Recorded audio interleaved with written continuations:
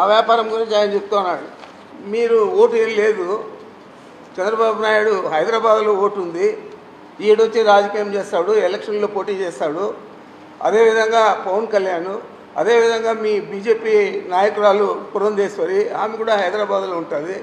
మరి మీరందరూ కూడా ఇక్కడొచ్చి పోటీ చేసి ఇక్కడ మేము స్థానికంగా ఉండి 24 గంటలు అందుబాటులో ఉండి ప్రజలకు మేము సేవలు అందిస్తామంటే మా గురించి మేము పారిపోతామంటున్నారు. ఇప్పటికీ నాది 10వ ఎన్నిక. ఈ ఎన్నిక మొన్న పోటీ చేసింది శాసనసభకు 10వ ఎన్నిక. అంతకుముందు సమితికి కూడా ఒకసారి చేశాను.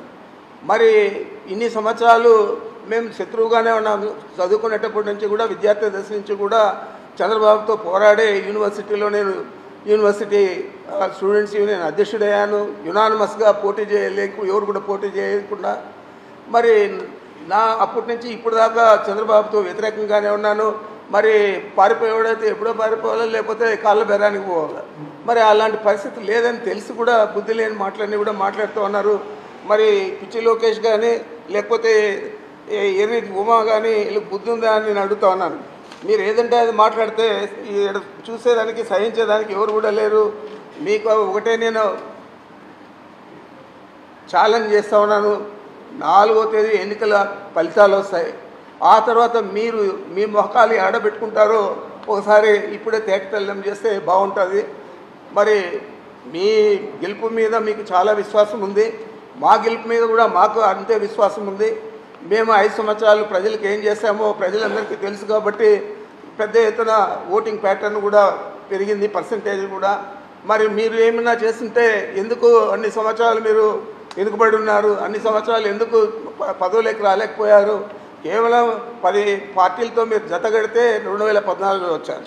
ఇప్పుడు అదే ధోరణిలో ఆ విధంగానే మళ్ళా మనం అధికారంలోకి వస్తాము, ఇది జతగడితే అని చెప్పి కాళ్ళ బేరానికి పోయి బీజేపీని పట్టుకొని మీరు కాళ్ళ బేరం చేసి జతగట్టి పోటీ చేస్తూ ఉన్నారు తప్ప ఈరోజు బీజేపీకి కానీ మీకు కానీ పవన్ కళ్యాణ్కి కానీ ఈ రాష్ట్రంలో 4వ తేదీ రిజల్ట్స్ తర్వాత ఆ రోజు మీరు మాట్లాడితే బాగుంటుంది. అంతలోపల పలువలు చెలవలు చేసి మాట్లాడితే మాత్రం సహించేది లేదు. బుద్ధి లేకుండా ఏదంటే అది మాట్లాడడం. మేమేదో వజ్రాలు వైడూర్యాలు 1000 కోట్లు దోచాం, మాకంత శక్తి లేదు. నీవు ఇరిగేషన్ మంత్రిగా ఉన్నావు కాబట్టి 1000 కోట్లు దోచావు. మేము దోచేట్లయితే 10 సార్లు నేను పోటీ చేశాను. ఈ రాష్ట్రంలో కానీ ఈ జిల్లాలో కానీ ఎవరైనా నేను కరప్ట్ అని లేకపోతే నేను తప్పు చేశానని చెప్పి ఇంతవరకు మీ పార్టీ వారు కూడా చెప్పింటే నేను కావాలంటే కూడా దాన్ని సమర్థించండి మీరు, నేను కూడా సమర్థిస్తాను నేను తప్పు చేశానని చెప్పి.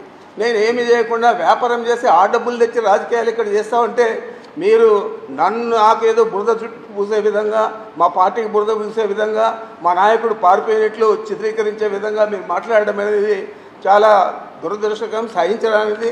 ఈ విధంగా మీరు మాట్లాడితే మాత్రం మేము కూడా ఈదులు లేకొచ్చి మిమ్మల్ని ఏ విధంగా మాట్లాడాలనో ఆ విధంగా మాట్లాడతామని చెప్పి తెలియజేస్తా ఉన్నా. ప్రముఖంగా ఈ లోకేష్ మాట్లాడితే పాపాల పెద్దిరెడ్డి అంటాడు. మీ నాయన పాపాల చంద్రబాబు, ఎందుకంటే ఎంతోమందిని చంపించేశాడు. ఎంతోమంది పాపం అందరూ కూడా ఈయన వల్ల మనం వంగవేట రాధా కాడి నుంచి చాలామంది, పింగళి దశరథ కాడి నుంచి అందరూ కూడా నీ బాధితులే, అందరూ కూడా చనిపోయారు. మరి మీ నాన్నను పాపాల చంద్రబాబు అని మాట్లాడాలి తప్ప నన్ను మాట్లాడితే నీకు వచ్చే ఇదేం లేదు.